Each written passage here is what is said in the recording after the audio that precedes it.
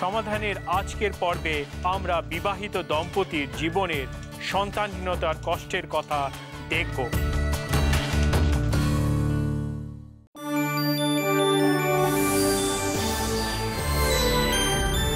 এটি সিবিএন এর প্রস্তুতি,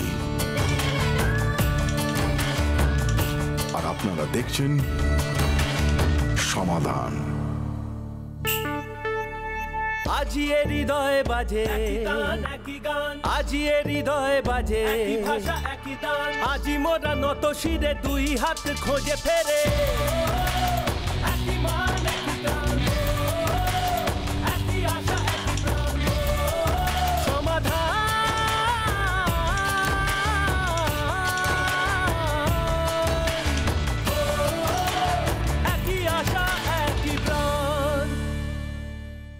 নমস্কার, সমাধানের এই নতুন পর্বে আপনাদের স্বাগত জানাই। প্রত্যেক বিবাহিত দম্পতি নিজেদের সন্তান পাওয়ার আশা করে, কিন্তু যে সমস্ত দম্পতি সন্তান লাভ করতে পারে না তাদের নিচু চোখে এবং হাসির পাত্র হিসাবে দেখা হয়। ভারতে বন্ধ্যাত্বের সাম্প্রতিক সমীক্ষায় দেখা গেছে যে প্রতি 5 দম্পতির মধ্যে এক দম্পতি সন্তানহীনতার সমস্যায় ভোগেন। ভারতীয় সমাজে এর জন্য স্ত্রীকেই সমস্ত দোষারোপ গ্রহণ করতে হয়। যে গাড়ি চালানো যায় না তাকে অকেজো বলে ধরা হয়, যে পেন দিয়ে লেখা যায় না তাকে ছুঁড়ে ফেলে দেওয়া হয়। কিন্তু এই যুক্তিকে আমরা কত দূর পর্যন্ত মানুষের জন্য ব্যবহার করতে পারি? একজন স্ত্রী সন্তান ধারণে অক্ষম হলে এটা কি তার দোষ?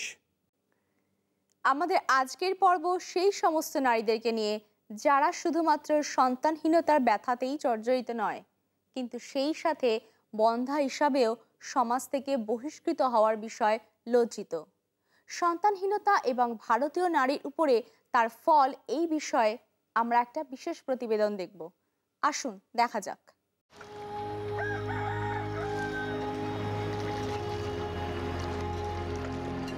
প্রাচীনকাল থেকে যদিও নারীদেরকে দেবী হিসেবে আরাধনা করা হয়, তথাপি ভারতের মানুষ মনে করে যে সন্তান জন্ম দেওয়াই হলো নারীদের প্রথম ধর্ম। দুঃখজনক হলেও একথা সত্যি যে সময়ের পরিবর্তন হলেও আজও মানুষের মধ্যে এই ধরনের মনোভাব রয়েছে। সন্তান হলো ঈশ্বরের উপহার, কিন্তু যাদের সন্তান হয়নি তারা কি অন্যদের থেকে কোনো অংশে কম? ভারতের মতো সংরক্ষণশীল সমাজে সন্তানহীনতা নারীর সামাজিক অবস্থানকে বিপদগ্রস্ত করে তোলে। সমাজ মনে করে যে মা বাবা যদি সন্তানের জন্ম না দেয় তবে তারা সমাজে তাদের অবদান রাখতে ব্যর্থ।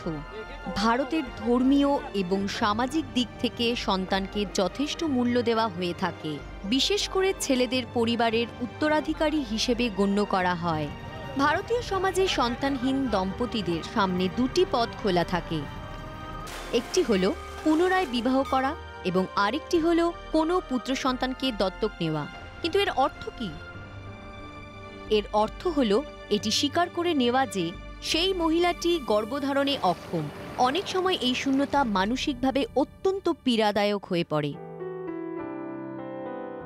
মা বাবা হতে পারাটা জীবনের এক মহা আশীর্বাদ। তবুও যারা মা বাবা হতে পারেননি তারা কোনো অংশে কম নন, এবং সন্তানহীনতা কোনোভাবেই তাদের অক্ষমতার পরিচয় নয়।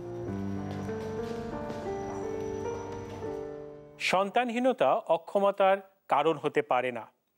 আমার মনে হয় এই বিশেষ প্রতিবেদনটি তা বোঝাতে পেরেছে। আরও অনেক কিছু বাকি আছে, বিশেষ করে একটি সত্যি ঘটনা যা আপনি কখনোই বাদ দিতে চাইবেন না। সাথে থাকুন, ছোট্ট একটি বিরতির পর ফিরে আসছি। দেখতে থাকুন সমাধান। পুনরায় আপনাদের স্বাগত জানাই। আপনারা দেখছেন সমাধান। বেশিরভাগ সময় স্বামীর থেকে স্ত্রীকেই বেশি নিন্দা সহ্য করতে হয়। যাই হোক না কেন, কিছু কিছু চিকিৎসায় দেখা যায় স্বামীর মধ্যেও অনেক সমস্যা থাকতে পারে। বিয়ের কয়েক বছর পর শঙ্কর এবং সন্ধ্যা জানতে পারে যে তারা সন্তান লাভ করতে পারবে না। সন্ধ্যাকে বন্ধ্যা তকমা দেওয়া হয়, কিন্তু মেডিকেল টেস্ট অন্য কথা বলে। আসুন সেই কাহিনীটি এখন দেখা যাক। অন্যদের বাচ্চাদের দেখে মানে খুব কষ্ট হতো। আমি চিন্তা করতাম যদি তাদের মতো আমারও বাচ্চা থাকতো। এইরকম আমার মনে হতো। আমার খুবই মন খারাপ লাগতো। ভাবতাম যে আমারও যদি বাচ্চা থাকতো, সেও আমাকে বাবা বলে ডাকতো। শঙ্কর এবং সন্ধ্যা সন্তানের জন্য অনেক চেষ্টা করেছিল, কিন্তু অনেক বছর ধরে তাদের কোনো সন্তান হয়নি। ব্যর্থতা ও হতাশায় শঙ্কর তার কষ্ট কমানোর জন্য মদ্যপানকে বেছে নেয়। আমার স্বামী রোজ মদ খেয়ে বাড়ি ফিরত, আমাকে রোজ মারতো, খুবই মারতো আমাকে। অন্যদিকে শঙ্করের পরিবারের লোকেরা সন্ধ্যাকে বন্ধা বলে দোষারোপ করতে শুরু করেছিল। প্রত্যেক দিন, প্রত্যেক ঘন্টা, প্রত্যেক মুহূর্ত আমার কাছে যন্ত্রণাদায়ক ছিল। অনেক কষ্টের সাথে আমি সেই দিনগুলি কাটিয়েছি। আমার শ্বশুর শাশুড়ি যখন আমাকে গালাগালি দিত, অপমান করত, তখন আমার খুব খারাপ লাগতো এবং আমি আমার ঘরে গিয়ে কাঁদতাম। খুবই খুবই কাঁদতাম আমি একা একা ঘরে গিয়ে। যখন আমার শাশুড়ি বলতো যে কেন আমার বাচ্চা হচ্ছে না, তখন আমার খুব খারাপ লাগতো। তো ওই সময়টা আমার জন্য খুবই কষ্টের ছিল। কিন্তু ডাক্তারের কাছে যাওয়ার পর যে সত্য বেরিয়ে এলো তা শঙ্করের পক্ষে গ্রহণ করা কঠিন ছিল। এনার শরীর ঠিক আছে, ওষুধে কাজ হচ্ছে, আর আগের থেকে উনি ভালো আছে, মানে এখন আর কোনো প্রবলেম নেই। ডাক্তার বললেন যে আপনি আপনারও চেক আপ করিয়ে নিন। আমি তখন বললাম, ডাক্তারবাবু আমারও সমস্যা রয়েছে, কিন্তু মেয়েদেরও সমস্যা হয় এই বাচ্চা হতে। ডাক্তার বলল, না মানে সেরকম কোনো ব্যাপার নয়, হ্যাঁ মানে ছেলেদেরও সমস্যা হতে পারে, এই জন্যে আপনি আপনার চেক আপ করিয়ে নিন। তো আমি তখন ভাবলাম ঠিক আছে চলো, মেনে নিলাম। তো আমি বললাম ঠিক আছে ডাক্তার সাহেব, আমাকেও চেক আপ করান। তো চেক আপের পরে আমারও কিছু দোষ পাওয়া গেল। তো ডাক্তার বলল, হ্যাঁ আপনারও কিছু দোষ আছে, তো এই ওষুধ আপনাকে লিখে দিলাম আর আপনি ওষুধ কন্টিনিউ করুন। তো মদ বা অন্য কোনো নেশা থাকলে সেগুলো ছেড়ে দিন। ডাক্তারের কথায় আঘাত পেলেও শঙ্কর ওষুধ খেতে নারাজ ছিল। এই সময় তাদের প্রতিবেশীরা তাদেরকে যীশু খ্রিস্টের কথা বলে এবং একটি প্রার্থনা সভায় আসার আমন্ত্রণ জানায়। তখন পাস্টার বললেন যে প্রভুর কাছে সব কিছু আছে। তো মানে যে প্রভু, মানে ওই সময় বাচ্চার সিস পেন চলছিল, আর গর্ভের ফল ঈশ্বরই দেয়। আর আমার মনে সেই কথাটা ছুঁয়ে গেছিল যে এটা সত্যিই আছে, কারণ উনি পরমেশ্বরের বচন শোনাচ্ছিলেন যে গর্ভের ফল প্রভুই দেয়। আর আমি ওই সময়ই গ্রহণ করে নিই যে গর্ভের ফল যদি উনিই দেয় তাহলে আমিও পাবো, আর আমি ওনার চরণে এসেছি। তাই আমি সেই সময় খুবই খুশি হয়েছিলাম। তারপর থেকে শঙ্কর এবং সন্ধ্যা রবিবারের কোনো উপাসনা, বাইবেল পাঠ এবং প্রার্থনা করা বন্ধ করে দেয়নি। তারা তাদের সম্পূর্ণ আস্থা যীশু খ্রিস্টের উপর রাখে এবং তাদের জীবনে অলৌকিক কাজের জন্য অপেক্ষা করে। প্যাস্টার ইকবাল এবং সমগ্র গির্জার লোকেরা তাদের জন্য প্রার্থনা করে এবং বাইবেল থেকে তাদের উৎসাহ দেয়। যেদিন থেকে আমি প্রভুর কাছে যেতে আরম্ভ করেছিলাম, তখন থেকেই আমি ভেবেছিলাম যে আমি আর এই সমস্ত বাজে কাজ আর করব না। আর আমার মনে হয়েছিল যে প্রভু আমাকে ওই দিনই খুব বদলে দিয়েছিলেন, যে একজন খুব ভালো হলে তাকেই, পাস্টার বলছিলেন যে ঈশ্বর যাকে ভালোবাসেন তাকেই তিনি দয়া করেন। তো আমি পাস্টারকে বলেছিলাম যে হ্যাঁ সত্যি আমি এই সমস্ত নেশা করি, তো আমি কি করে আসবো এখানে। তখন উনি বলেছিলেন যে কোনো চিন্তা নেই, নিজের থেকে এটা কেটে যাবে, প্রভুই সবকিছু করবে। তাদের আনন্দের জন্য খুব শীঘ্রই সন্ধ্যা গর্ভবতী হয় এবং কোনো রকম জটিলতা ছাড়াই 9 মাস তার সন্তানকে গর্ভে ধারণ করে। তারপরে যখন আমার বাচ্চা হলো, তখন আমি খুবই খুশি হয়ে গেছিলাম। বাচ্চাকে দেখে আমি এত খুশি হয়ে গেছিলাম। ঈশ্বরের কাছে যে মানসিক করা ছিল সেটা ঈশ্বরের দ্বারাই পূর্ণ হলো। আর ঈশ্বরের উপর আমার যে বিশ্বাস ছিল সেই বিশ্বাসটাও পূর্ণ হলো। ঈশ্বরকে আমি অনেক ধন্যবাদ দিই। যখন ডাক্তার আমার কোলে বাচ্চাকে দিয়েছিল, সেই সময় আমি এত খুশি হয়েছিলাম যে জীবনে ওই প্রথমবার আমি অত খুশি হয়েছিলাম, যাতে মনে হয়েছিল যে প্রভু ওই যে বলেন যে গর্ভের ফলই হলো প্রভুর দান। সত্যি আমি ঈশ্বরকে ধন্যবাদ দেব যে তোমার জন্যেই এই ফল আমি পেয়েছি। আমি বুকে জড়িয়ে ধরেছিলাম ওকে, আর আমি জীবনে এত খুশি হয়েছিলাম, এত সেটা বলা যাবে না। আমার সমস্ত কষ্ট আমি সেই সময় ভুলে গিয়েছিলাম, আর আমি এত খুশি হয়েছিলাম ওই রাতে, যেটা কোনোদিন ভুলতে পারবো না। ধন্যবাদ ঈশ্বরকে।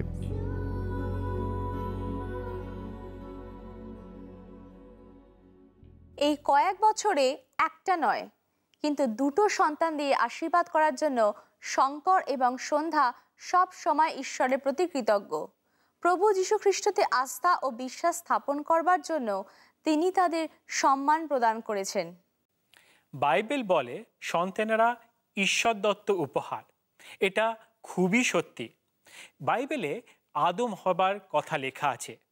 ঈশ্বর আদমকে প্রথম সৃষ্টি করে আর আদমেরই পাঁজর থেকে হবাকে সৃষ্টি করে। কিন্তু ঈশ্বর আদম হবার সাথে তাদের সন্তানদের কিন্তু সৃষ্টি করেনি। আর অনেক দিন ধরে আদম হবা আর আদম একে অপরজনের জন্যই ছিল, আর তারা একে অপরজনকেই ভালোবাসত। সেখানে সন্তানের উল্লেখ নেই। আমাদের সেটা যেন জানতে হবে যে একজন স্বামী ও স্ত্রী বা একজন নারী আর পুরুষের যখন বিয়ে হয়, তারা একে অপরজনের জন্যই তাদের বিয়ে হয়। সেখানে সন্তান হলো আশীর্বাদ, আর সেটা সত্যি খুবই ভালো। অনেক সময় অনেক দম্পতিকে দেখা যায় যাদের সন্তান হয় না, তাদের সেই জায়গায় সেই নারীকেই বা স্ত্রীকেই সেখানে দোষারোপ করা হয়। আর সেখানে আমরা ভুলে যাই বা অনেক সময় আমরা বুঝতে পারি না যে পুরুষদেরও শারীরিক অক্ষমতা থাকে। সেই জন্য আমরা যেন শুধুমাত্র কোনো স্ত্রীকে বা কোনো নারীকে তার জন্য দোষী সাব্যস্ত না করি। অনেক সময় দেখা গেছে যে অনেক ডাক্তার, পেশায় ডাক্তার, তাদেরও সন্তান হয় না। সেখানে তারা হয়তো সেই দম্পতি হয়তো ডাক্তারকে অন্য কোনো ডাক্তারকে দেখিয়েছে, কিন্তু সেই ডাক্তার বলছে যে তাদের মধ্যে কোনো অসুবিধা নেই, কোনো শারীরিক কোনো অসুবিধা নেই, কিন্তু তারপরেও তাদের কোনো সন্তান হচ্ছে না। সেই জন্য সন্তান হওয়াটাও এক আশ্চর্য কাজ, আর সেখানে এক ঈশ্বরের আশ্চর্য কাজ। বাইবেলে অনেক দম্পতি আছে যাদের সন্তান হয়নি, বিশেষ করে আব্রাম আর সারার অনেক বছর তাদের কোনো সন্তান হয়নি। তারা এমন জায়গায় চলে গেছিল যেখানে তারা সব আশা ছেড়ে দিয়েছিল। কিন্তু ঈশ্বর আব্রাহামকে প্রতিজ্ঞা করেছিল যে তার সন্তানের দ্বারা এক নতুন প্রজন্ম হবে। আব্রাহামের আর সারার সন্তান হয়। সেখানে হানা বলে একজন নারী আছে, যে হচ্ছে সমুয়েল, সেই ভাওবাদী সমুয়েল মা। সে কেঁদে কেঁদে সেই প্রার্থনা করছিল যে তার যেন একজন সন্তান হয়। আর যখন তার সন্তান হয়, সে তার নাম রাখে সামুয়েল, যার নাম ঈশ্বর তার প্রার্থনা শুনেছে। হ্যাঁ, বিয়ে মানে এটাই নয় যে বিয়ে হওয়া মানেই যে সন্তান, সেই হচ্ছে একটা সম্পূর্ণ বিয়ে হওয়ার মানে। বিয়ে মানে একে অপরের জন্য যেন আমরা বাঁচি, একে অপরের জন্য যেন আমরা সেখানে আনন্দ উপভোগ করি।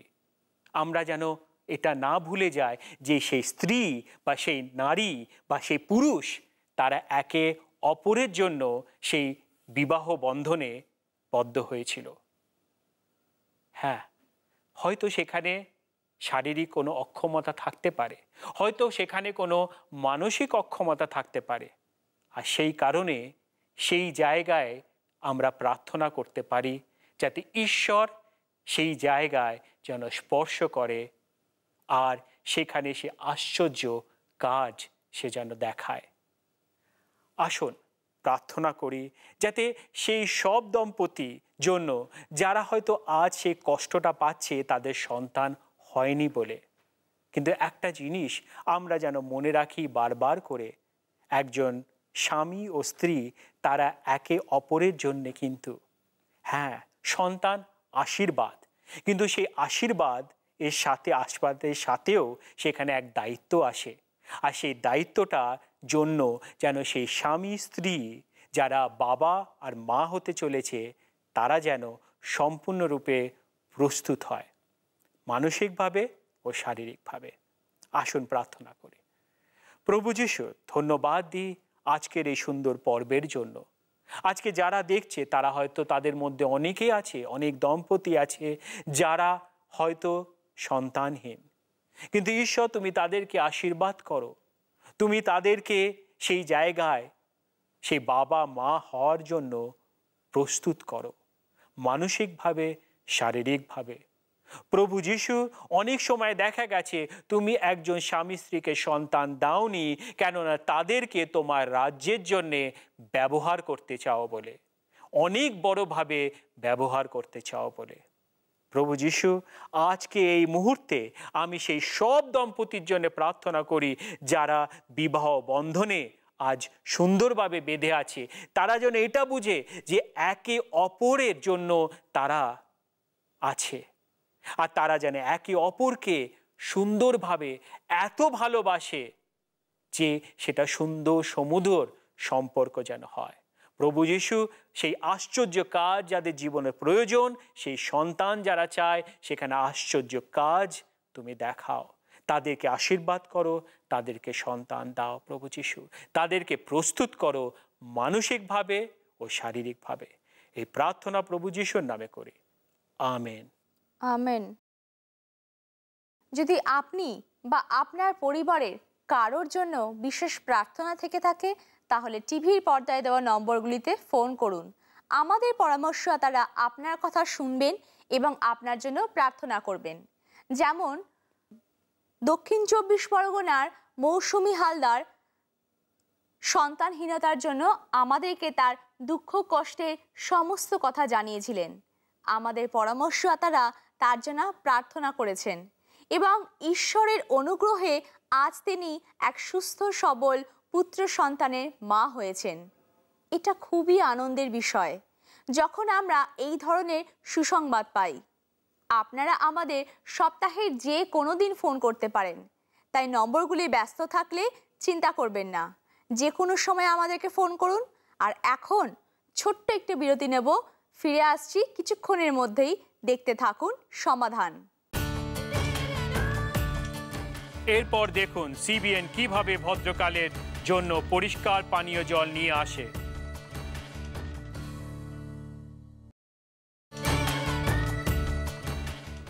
ফিরে আসার জন্য ধন্যবাদ। আপনারা দেখছেন সমাধান। ভদ্রকেলি এবং তার স্বামী এমন একটা গ্রামে থাকতো যেখানে পরিষ্কার পানীয় জলের সুবন্দোবস্ত ছিল না। ভদ্রকেলি এবং তার প্রতিবেশীদের নিকটবর্তী নলকূপ থেকে ভিড় ঠেলে জল আনতে যেতে হতো। আসুন ভদ্রকেলির কাহিনীটি শোনা যাক। আমার স্বামী আর আমি আমাদের 2 সন্তানকে নিয়ে কাম্মারিগুডেমের ভদ্রাচলম গ্রামে থাকি। আমরা এখানে প্রায় 1000 জন মানুষ, আর আমরা সবাই একটি নলকূপের ওপর নির্ভরশীল। যদিও কয়েক মাস আগেই ভদ্রকালীর সিজারে সন্তান হয়, কিন্তু তবুও তাকে ভিড়ে ভরা নলকূপ থেকে জল আনার ক্লান্তিকর কাজ করতে হয়। নলকূপে প্রচুর ভিড় থাকার জন্য আমাকে দাঁড়িয়ে থাকতে হতো। সবাই একে অন্যের সঙ্গে ঝগড়া করত। জল আনার জন্য সকালে গিয়ে লাইন দিলে দুপুরবেলা আমার পালা আসতো। আমার স্বামী যদি জল আনতে যায় তাহলে সে জঙ্গলে গিয়ে কাঠ আনতে পারবে না, তাই জল আনা আর পরিবারের জন্য রান্না করার দায়িত্বটা আমারই ছিল। এক হাতে বাচ্চা নিয়ে এবং আর এক হাতে জলের পাত্র নিয়ে ক্লান্তিকর যাত্রা করেও অনেক সময় ভদ্রকালী জল পায়নি। একদিন আমার স্বামী আর আমি দুঃখিত হয়ে বসেছিলাম। তখন স্থানীয় পাস্টার আমাদের কাছে আসেন। তিনি আমাদের সমস্যার কথা জিজ্ঞাসা করেন। সেই সময় আমরা যে কষ্টকর অবস্থার মধ্যে দিয়ে যাচ্ছিলাম সেই বিষয়ে তাকে বলি। দিনের অর্ধেক সময় যদি জল আনতে চলে যায় তাহলে আমি কি করে আমার স্বামীকে সাহায্য করব? পাস্টার আমাদের যিশুর কাছে প্রার্থনা করতে উৎসাহিত করলেন এবং তিনি বললেন যে আমাদের সমস্ত সমস্যার সমাধান হবে। তাদের প্রার্থনার উত্তরস্বরূপ ঈশ্বর সিবিএনের লিভিং ওয়াটার দলকে পাঠান। অনেক পথ অতিক্রম করে নলকূপ তৈরি করা সমস্ত সরঞ্জাম নিয়ে তারা ভদ্রকালীদের গ্রামে এসে পৌঁছয় এবং একটি নলকূপ বসিয়ে দেয়।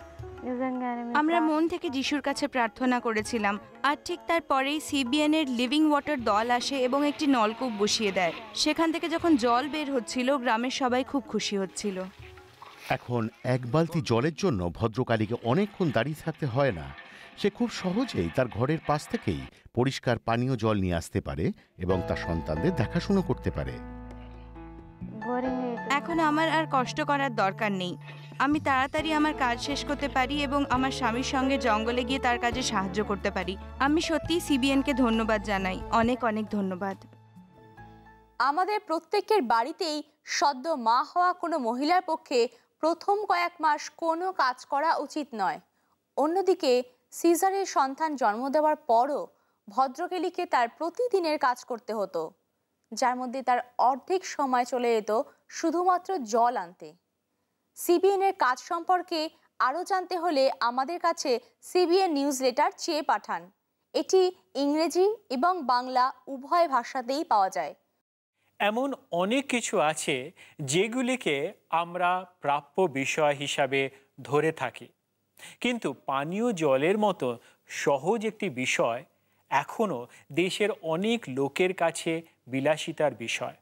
ভারতে প্রত্যন্ত গ্রামের জীবন খুব কঠিন, কিন্তু সিবিএন ইন্ডিয়ার লিভিং ওয়াটার প্রকল্প ভদ্রকেলির মতো নারীদের জীবনকে সহজতর করে তোলার জন্য তাদের কাজ করে চলেছে। আপনাদের মতন উদার ব্যক্তিদের সাহায্যের দ্বারাই আমাদের কাজ সম্ভব হচ্ছে। ভারতের প্রত্যন্ত গ্রামগুলিতে আমাদের কাজে সাহায্য করার জন্য এই ঠিকানায় মানি অর্ডার বা চেক পাঠাতে পারেন, যা হলো সিবিএন ফাউন্ডেশন নম্বর 2, 80, সার্ভে নম্বর 60 আর 61, মিচেল 501 401। আমরা যা চাই ঈশ্বর তার থেকেও বেশি কিছু দিতে চান। যখন আমরা প্রভু যিশুকে বিশ্বাস করি, তিনি বিশ্বস্ত এবং তিনি আমাদেরকে আশীর্বাদ করেন। তাই এখন আপনাদের জন্য রয়েছে এই সুমধুর গানটি। আমার মন কেন আর রয়ে না ঘরে, শুধুই সে ছুটে যায় প্রভুর তরে। আমি জানি গো, আমি জানি গো, আমি জানি গো তোমায় পাবো পথের শেষে। আমার মন কেন আর রয়ে না ঘরে।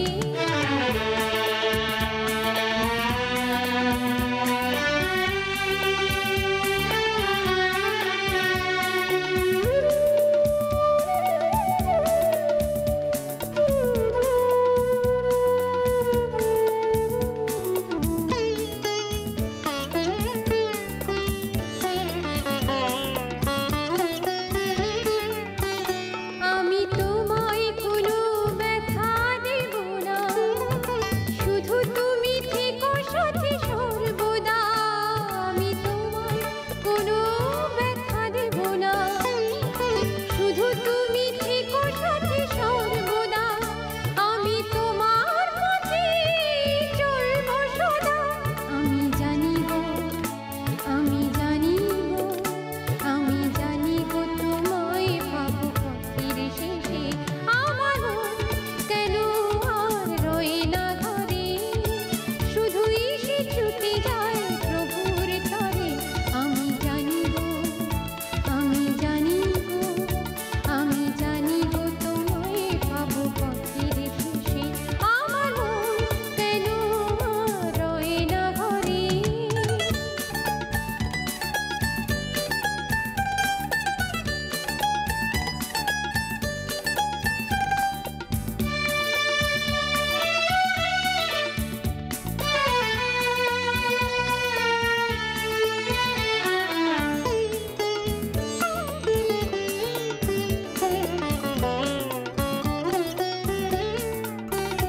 আমি তোমায় দিয়েছি কত লাঞ্ছনা, তবু তুমি করেছো মার্জনা। আমি তোমায় দিয়েছি কত লাঞ্ছনা, তবু তুমি করেছো মার্জনা। আমি তোমার পরশ পেয়ে ধন্য সদা। আমি জানি গো, আমি জানি গো, আমি জানি গো তোমায় পাবো পথের শেষে। আমার মন কেন আর রয়ে না ঘরে। আশা করি আজকের পর্ব আপনাকে স্পর্শ করেছে। আপনি যদি সন্তানহীনতার দুঃখে জর্জরিত হয়ে থাকেন, তাহলে আজকের পর্ব আপনাকে এই আশা প্রদান করেছে যে যিশু আপনার লজ্জা দূর করবেন এবং আপনাকে আশীর্বাদ করবেন।